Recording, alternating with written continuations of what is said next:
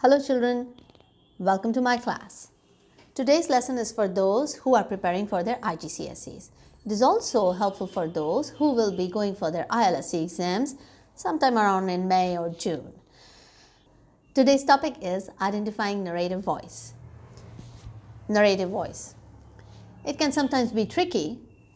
To be able to identify the point of view in a novel can sometimes be confusing. Well, that's what I'm here for. And we'll discuss narrative voice in details. By the end of the lesson, let's hope that it's all clear and we don't have any more confusions. So where do we start from? Well, we start from the beginning. What is narrative voice? Narrative voice is the perspective the story is told from. The writer has to choose the narrative voice carefully because it creates an impact, an effect on the story and also on the reader's response.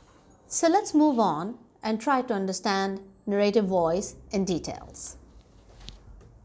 To understand narrative voice, first we have to know about person. This is grammar. Take a look at the board. Person is of three kinds: first person, second person, and third person. First person, the pronouns that we use as a first person are. If it's a singular, it's I, me, my, mine, everything that's got to do with me. That's first person, singular number. We want to move on to plural.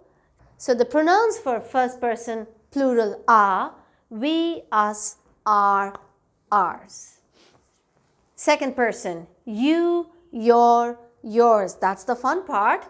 Plural, you, your, yours. So you can see second person, it's the same. Doesn't matter whether you're using it as a singular number or a plural number. Moving on to the third person. The pronouns for third person are he, she, it, his, hers, its. These are all singular number. Moving on to plural, they, them, their, theirs. Now if you look at this portion, you'll see first person, second person, third person, be it whatever person we talk about, so many pronouns and are being used in such different ways. To understand that, you have to know this term, case. Case is when a pronoun is used in different ways. Usually, these kind of pronouns can be used in three forms: subjective, objective, and possessive. Let's take a look. So case is of three kinds: subjective, objective, and possessive. When you want to use a pronoun in the first person, in the subjective form, this is what you use: I. If it's a singular, we. If it's a plural. Okay? Take a look at this. I have done it. That means over here the pronoun I works as the subject of a sentence. I have done it. This I is the subject of a sentence, therefore it is being used in the subjective form. So when we talk about the plural form of a first person and if it is being used as a subject of a sentence, for example, we bought it, over here the word we is a first person, it is the plural of a first person and it is being used as the subject of the sentence. That is why it is in the subjective form.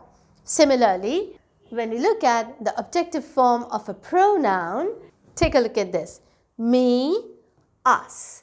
Me is being used as a singular pronoun, and if I put it in a sentence, he gave the book to me, over here me is being used as the object of a sentence. That is why it is being used in the objective form. If I use the word us, this pronoun, when you want to use it in the objective form, then look at the sentence over here.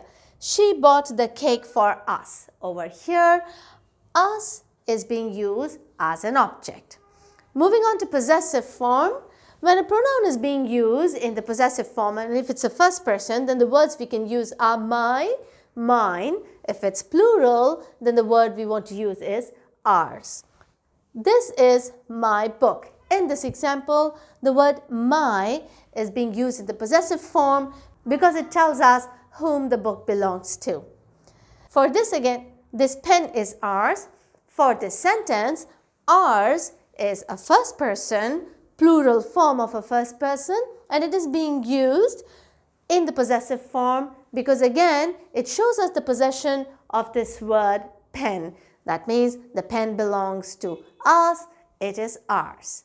That's first person and how it is used in different forms. So over here we can see the case of first person in three forms: subjective, objective, possessive. Let's look at how second person is used in these three forms.